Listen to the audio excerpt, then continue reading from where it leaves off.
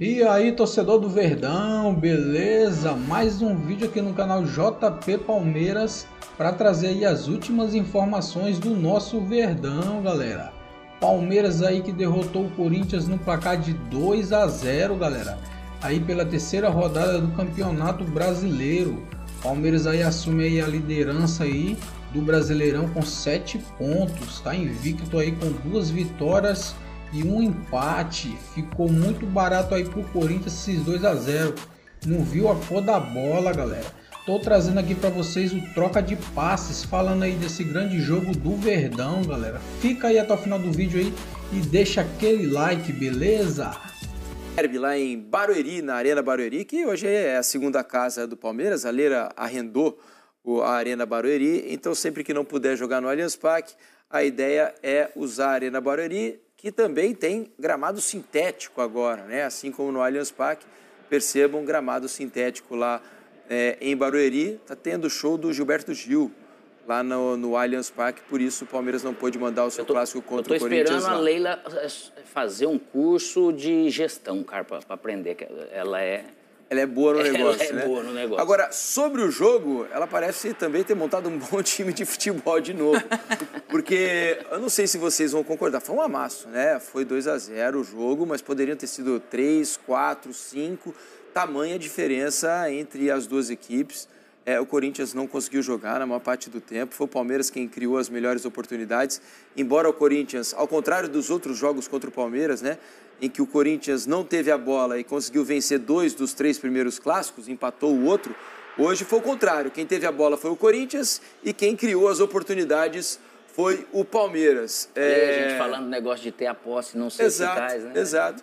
E o Palmeiras até permitiu isso, vamos dizer. Claro. E o Palmeiras, para mim, fez o melhor jogo dele no ano, Mansur. Queria ouvi-lo. Não, estou de acordo. A sua leitura é próxima da que você fez. A gente pode falar sobre uma série de aspectos do jogo, inclusive sob o ponto de vista tático, de que essa formação de meio campo do Corinthians, que mantinha o desenho habitual do losango, só que o Bidon era o jogador que estava na função do Garro, digamos assim, ou do Coronado, nenhum dos dois estava disponível, que esse meio-campo do Corinthians não conseguiu jogar, que terminou isolando Memphis e Yuri na frente. O Corinthians tinha a bola, mas muitas vezes essa posse era em zonas pouquíssimo perigosas do campo, e que o Corinthians sucumbia aos encaixes de marcação habituais do trabalho do Abel no Palmeiras, né? E acabava perdendo a bola numa situação em que se via despreparado para defender. Agora, a questão é que o início do jogo, especialmente, os primeiros 20 minutos, o Corinthians perdia quase todos os duelos, inclusive perto da própria área. 20 minutos de jogo, Mansur, a estatística mostrava 6-0 em finalizações. Dessas 6 finalizações, uma foi gol, Isso. A outra foi na trave. Uma precedeu o gol, porque tem uma defesa do Donelli no lance anterior ao segundo gol, se eu não estou errado. Exatamente. Uma no gol e outra na trave. É isso. Então, além disso, o Corinthians, sob o ponto de vista competitivo, ele entrou em campo abaixo do Palmeiras. Algumas coisas que me chamaram a atenção no Palmeiras hoje. O Palmeiras com algumas adaptações.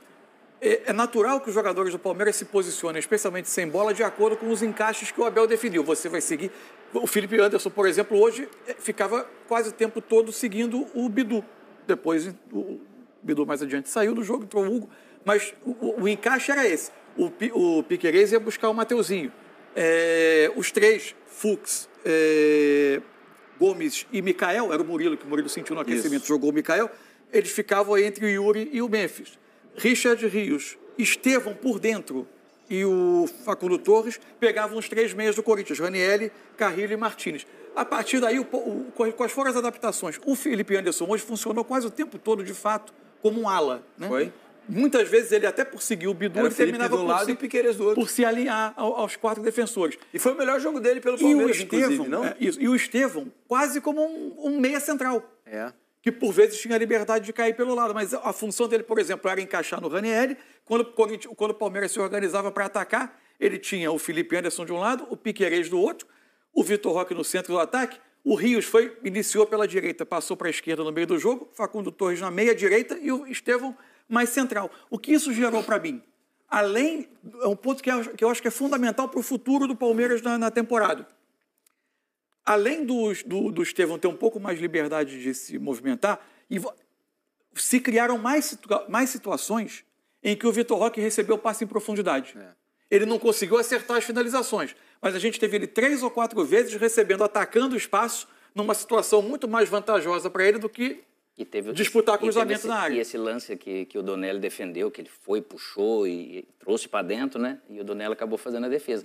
E você vê o que o Vitor Roque hoje também ajudou. Pô, tinha momentos que ele estava aqui atrás acompanhando, se precisa. Então, nesse tipo de jogo da proposta do Palmeiras hoje, foi sim um grande jogo. O pessoal fala assim, mas o Corinthians teve um domínio, o Palmeiras finalizou pouco e fez mais gol. Ele jogou com isso, ele construiu. O Corinthians realmente entrou numa velocidade, numa faísca muito abaixo com o clássico, e o Palmeiras se aproveitou disso, com esses encaixes, mas com atitude. Então, tudo ele acabou fazendo certo e esses dois chutes de fora das finalizações, né? Felicidade desses dois chutes. E que finalizou mais, assim, de fora do que às vezes acontecia, no né? total foram 13 finalizações do Palmeiras contra 7 apenas do Corinthians. Mas o Palmeiras teve chances muito claras. E no segundo tempo ele poderia fazer o terceiro, o quarto gol. Além do gol anulado, isso. Né, o Estevão chegou em condições ótimas ali. O Paulinho teve 2 oportunidades para fazer o gol dele. Fez uma jogada, aliás... Esse lance aí da trave, né? Isso. Aliás, Paulinho, a gente é para conversar. Já deixou uma boa impressão nos poucos minutos que ele jogou hoje. Não foram tantos minutos, mas pareceu com uma ótima mobilidade. O Paulinho habitual, né? Acho que vai ser gradativo, né? Agora o próximo jogo vai ser mais tempo e a partir daí vai decolando. Mesmo que ele teve uma fratura por estresse, ela é diferente do que uma fratura, né? De que realmente não precisa ser exposta. Mas o fato dele já não estar sentindo dor quando ele pisa, já deve para ele ser um alívio danado. E como ele é um jogador potente, ele às vezes vai demorar menos tempo para entrar num ritmo do que, de repente, um outro jogador. A gente está vendo imagens do Paulinho, né? Ele, com a camisa 10 do Palmeiras, hoje ele fez a sua estreia, entrou na parte final do jogo, ele por volta de 30, né? Do segundo tempo, jogou por mais ou menos 15 minutos, mais os acréscimos ali, né? Paulinho entrou 32. É, isso aí. Mas acho que deixou uma boa impressão, vai ser muito útil, né? Já conseguiu, em pouco tempo, ter 2 boas oportunidades, né, para fazer o gol. Uma que ele recebe uma bola no contra-ataque do Martínez, limpa, adianta, essa daí, né? E o Donelli sai para abafar, ele adiantou um pouquinho a bola, né? E teve uma outra que ele arranca pelo meio e bate com bastante perigo, né? Até o Flaco se oferece para um passe, ele bate de fora da área, a bola passa raspando a trave. Isso. Ele vai oferecer muitas possibilidades ao Palmeiras, porque é outro jogador... Esse é o lance, olha lá, Massu. Ele bate, a bola sai raspando a trave. Ele tem o drible, ele tem o ataque espaço. Ataque espaço, sabe fazer gol, né? Ele é um jogador muito completo. Ver o entendimento dele com o Vitor Roque como vai ser, né? Porque os dois são muito flecha. O Paulinho pode ser um pouco jogador também do último passe, mas ele é muito de atacar a área para finalizar. A gente vinha falando muito da questão da criação do Palmeiras nos últimos tempos, né? Especialmente quando ele precisa atacar um bloco, uma defesa mais baixa, uma defesa mais recuada, mais montada, ele precisa abrir espaço. O jogo de hoje, eu acho que teve uma evolução nesse aspecto, com esses novos posicionamentos, com o Estevão bem por dentro, que é interessante de ver, né? Dá a ele bastante possibilidade. Agora, tem que contar também que o Corinthians ofereceu muito o jogo em transição ao Palmeiras, né? Talvez o fato do Palmeiras ter saído na frente cedo tenha propiciado isso também. O Corinthians um pouco mais com a bola, tentando sair para construir, sendo desarmado e o Palmeiras atacando rápido. Ver em outras circunstâncias de jogos como é que vai ser. Agora, assim, foi um Palmeiras hoje algo mais próximo do que a gente espera de um elenco que é muito forte. É por aí. Vamos ouvir o Paulinho, então. A gente estava aqui elogiando o Paulinho, né? Falando sobre essa estreia dele com a camisa do Palmeiras. Ele, depois do jogo, conversou com os nossos repórteres e a gente mostra para vocês agora. Cirurgia, recuperação, dores, fisioterapia, incertezas, medo, e esse dia de hoje, o que ele significa para você depois de tudo isso, cara? Bom, valeu o sacrifício, valeu o esforço, foi um desafio muito grande. Eu, ano passado, joguei quase que 8 meses machucado, com a perna fraturada. Chegou um momento que estava insuportável, e a gente estava disputando muitas coisas no ano passado. Enfim, foi muito difícil ter que operar no final do ano, ter que chegar no novo clube, no Palmeiras, tendo que recuperar ainda, um pouco atrasado dos outros jogadores.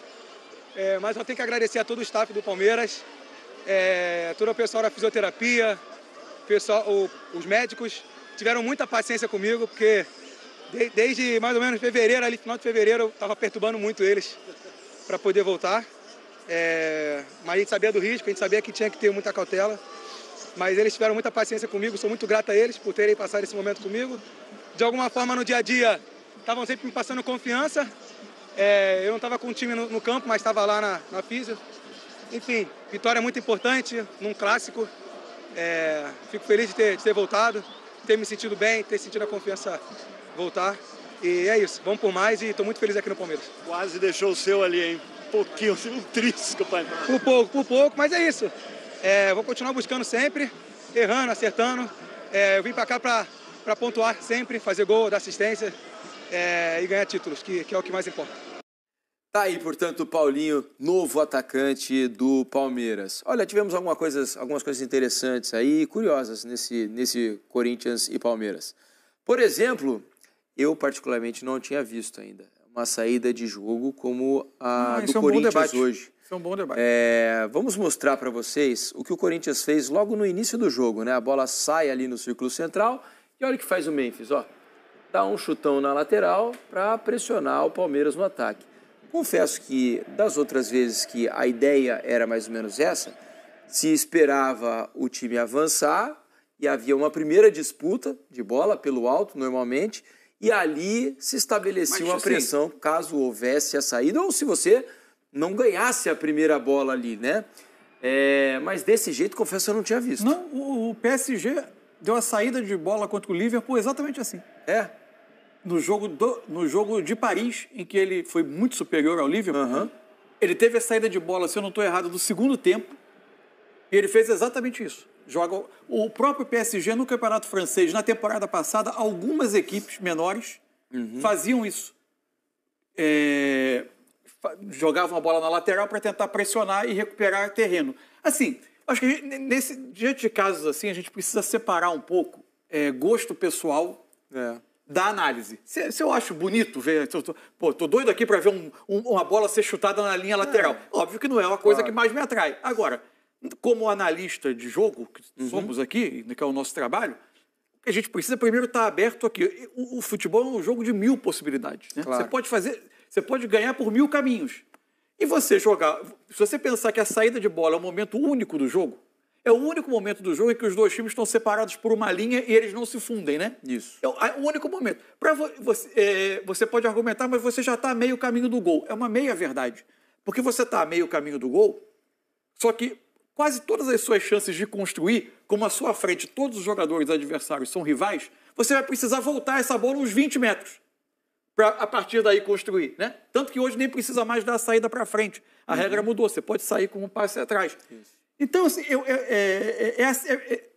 como são ideias, são formas diferentes de entender o jogo, e você pode, por exemplo, ter essa saída ou ter a saída de bola do Palmeiras no segundo tempo, que ela vai de pé em pé e termina numa cabeçada perigosíssima. Isso. Então, a gente tem essa saída do Palmeiras, olha só. O futebol permite tudo. A bola saiu do meio campo. Ele começa a atrair a pressão do Corinthians. Me parece mais normal, né? Não, tudo não vejo uma anormalidade, assim. Aí vai ter o Rio vai fazer o movimento, vão atrair o lado esquerdo do Corinthians e o jogo nas costas. O que me incomoda não é a disputa e a pressão. A ideia de você fazer a pressão lá, ok. É do jogo. Mas isso pode acontecer a qualquer momento. Não Exato. Esse é o meu ponto. É você abrir mão logo da posse. Mas você não está abrindo mão da posse como ideia. Você está abrindo mão da posse em um momento específico do jogo que é diferente de todos os outros. O Corinthians não passou o resto do jogo chutando a bola para frente para ir pressionar. Não, mas o meu ponto não é a pressão em si. O meu ponto é, pelo menos, você disputar essa bola, porque você que está com a bola, você já sabe para onde essa bola vai. Né? Você sabe, olha, nós vamos chutar lá na ponta esquerda. Então, eu já vou posicionar meu time lá. Foi o que foi feito. Não, porque ele deu a bola. Ele não disputou. Não, mas ele joga a bola na lateral no lugar que ele escolheu jogar. Tudo então, bem, ele pode ter uma pressão trabalhada exaustivamente em treino para uma cobrança de lateral que vai ser feita naquela posição. Assim, o que eu quero, eu não estou defendendo isso. Não, e eu nem acho absurdo o que foi feito também. Eu não estou dizendo que uma forma é melhor que a outra, porque eu acho que o futebol não tem certo e errado. O que eu estou dizendo é que não é um raciocínio absurdo. Não, não é absurdo. Você joga a bola lá e organiza.